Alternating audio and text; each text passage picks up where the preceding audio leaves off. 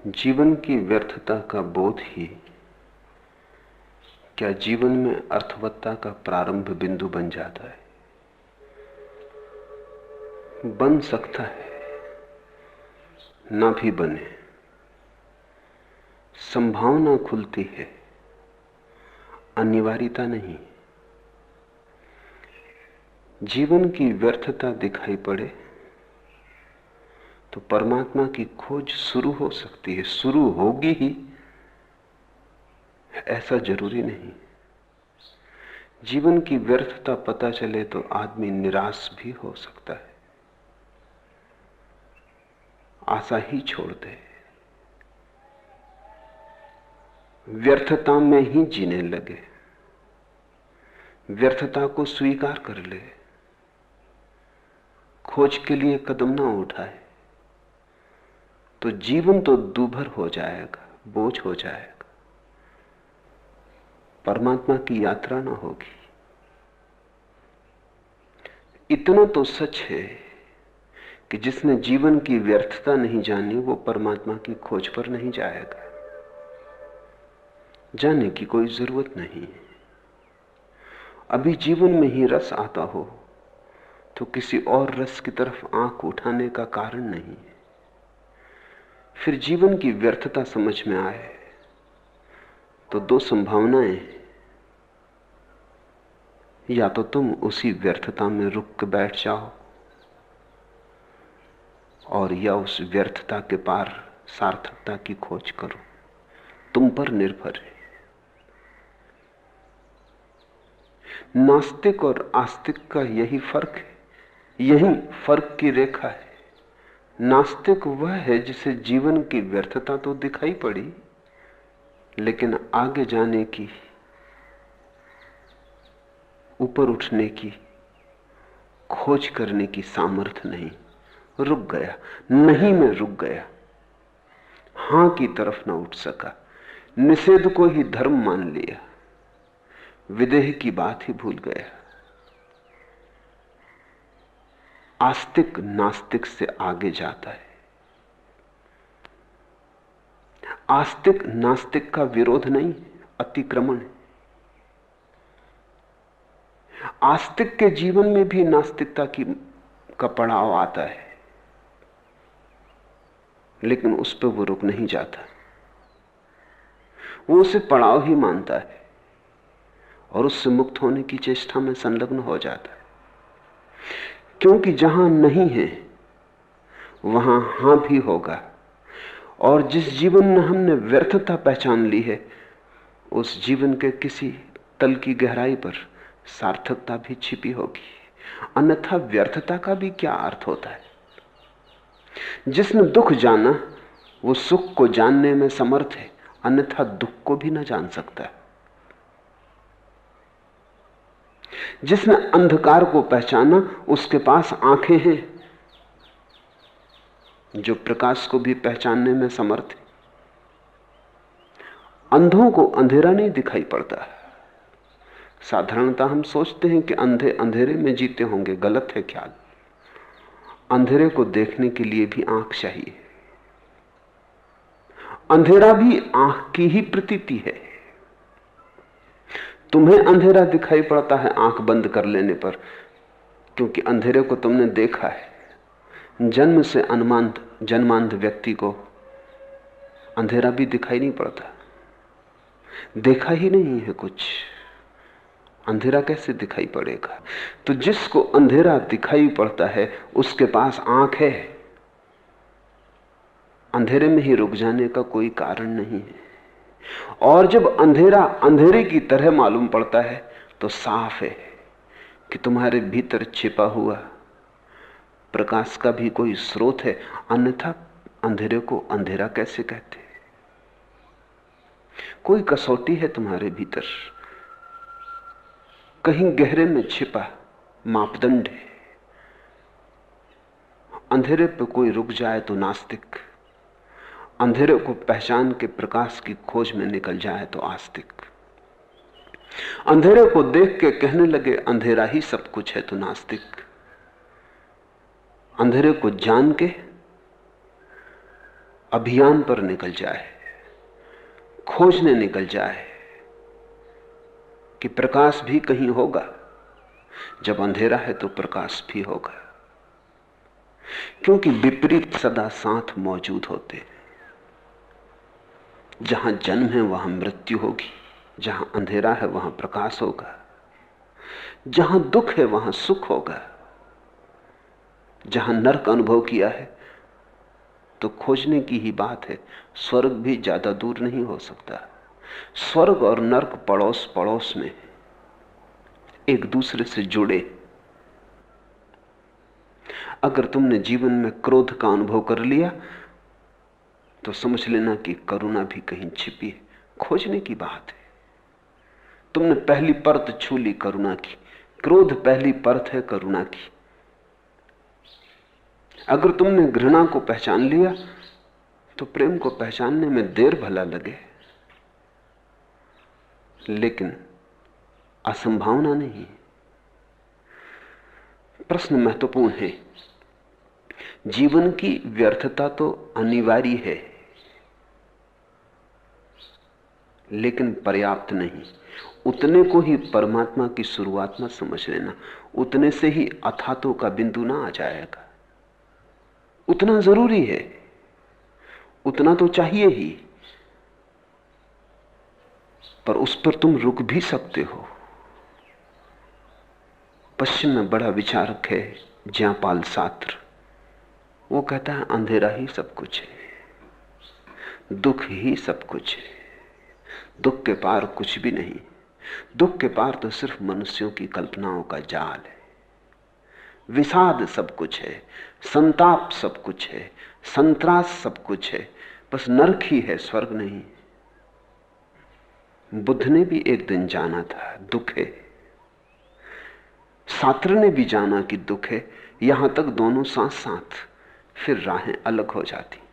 फिर बुद्ध ने खोजा कि दुख क्यों है, और दुख है तो दुख के विपरीत दुख का निरोध भी होगा। तो वे खोज पर गए, दुख का कारण खोजा, दुख मिटाने की विधियां खोजी, और एक दिन उस स्थिति को उपलब्ध हो गए जो दुख निरोध की है, आनंद की है।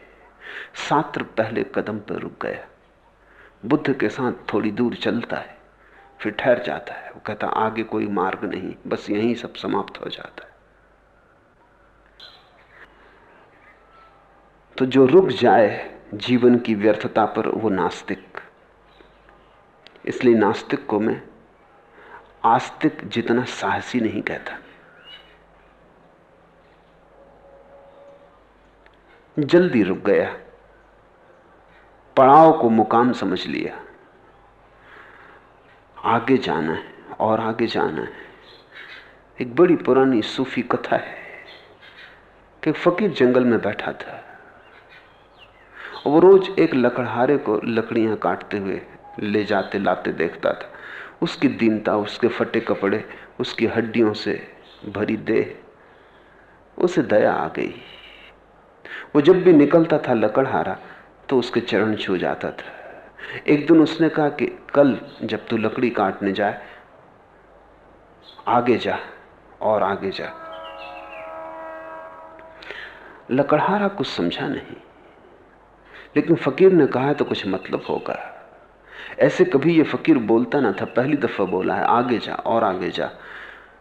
तो जहां वो लकड़ियां काटता था जंगल में थोड़ा आगे गया, चकित हुआ, सुगंध से उसके नासापुट भर गए। चंदन के वृक्ष थे, वहां तक वो कभी गया ही ना था।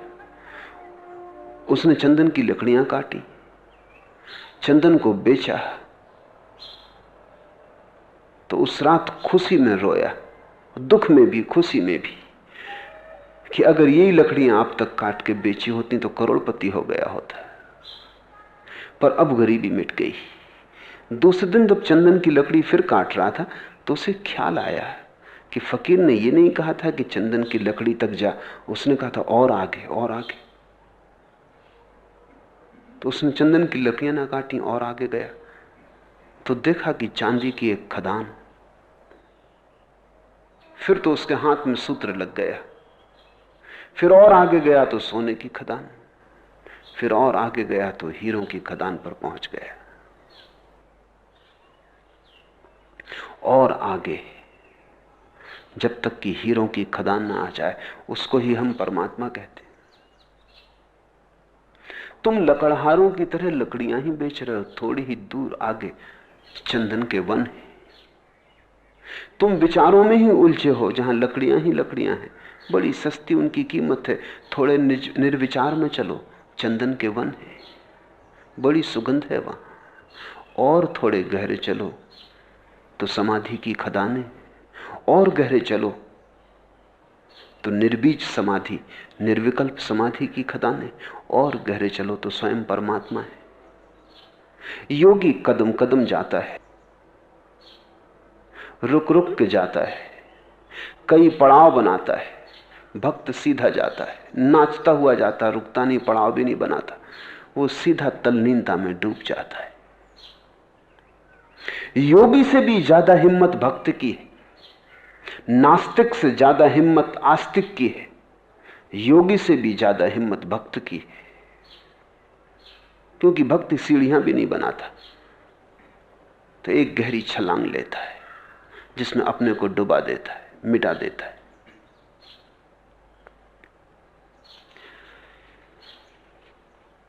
इस अनुभव पर आना अत्यंत जरूरी है कि जीवन व्यर्थ है। अंधेरी रात, तूफाने तलातुम, ना खुदा गाफिल, यह आलम है तो फिर किस कश्ती, सरे मौजे रवां कब तक।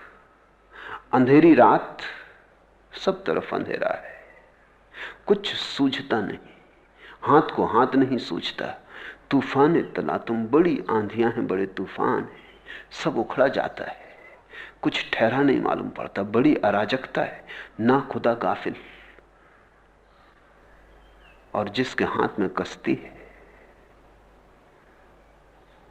वो जो माछी है, वो सोया हुआ है, बेहोश है। यह आलम है, ऐसी हालत है, तो फिर किश्ती सरे मौजे रवां कब तक। तो इस किश्ती का भविष्य क्या है? ये नाव अब डूबी तब डूबी। इस नाव में आशा बांधनी उचित नहीं, इस नाव के साथ बंधे रहना उचित नहीं। लेकिन जाओगे कहां? भागोगे कहां? यही कश्ती तो जीवन है। तुम सोए हो मूर्छित, तूफान भयंकर है, अंधेरी रात है, डूबने के सिवाय कोई जगह दिखाई नहीं पड़ती। लेकिन डूबना दो ढंग का हो सकता है, एक कश्ती डुबाए तब तुम डूबो, और एक कि कश्ती में बैठे बैठे तुम डूबने के लिए कोई सागर खोज लो। उस सागर को ही हम परमात्मा कहते हैं। अच्छा यकीन नहीं है तो कश्ती डुबो के देख, एक तू ही ना खुदा नहीं, जालिम खुदा भी है। तो फिर हिम्मत आ जाती है, फिर आदमी कहता है कि ठीक, तो अगर माझी तू चाहता ही है कि कश्ती डुबानी है तो डुबा के देख। तू ही अकेला नहीं है माझी, तुझसे ऊपर खुदा भी है। एक तू ही ना खुदा नहीं, जालिम खुदा भी है। फिर अंधेरी रात, तूफान, कश्ती का अब डूबा तब डूबा होना, सब दूर की बातें हो जाती। तुम भीतर कहीं एक ऐसी जगह लंगर डाल देते हो जहां तूफान छूते ही नहीं, जहां रात का अंधेरा प्रवेश ही नहीं करता, और जहां किसी नाखुदा की, किसी माझी की जरूरत नहीं है, क्योंकि वहां परमात्मा ही माझी है। जरूरी है कि जीवन की व्यर्थता दिखाई पड़ जाए। बहुत हैं जो जीवन की व्यर्थता बिना देखे आस्तिकता में अपने को डुबाने की चेष्टा करते हैं। वे कभी ना डूब पाएंगे, वे चुल्लू भर पानी में डूबने की चेष्टा कर रहे हैं, वे अपने को धोखा दे रहे हैं।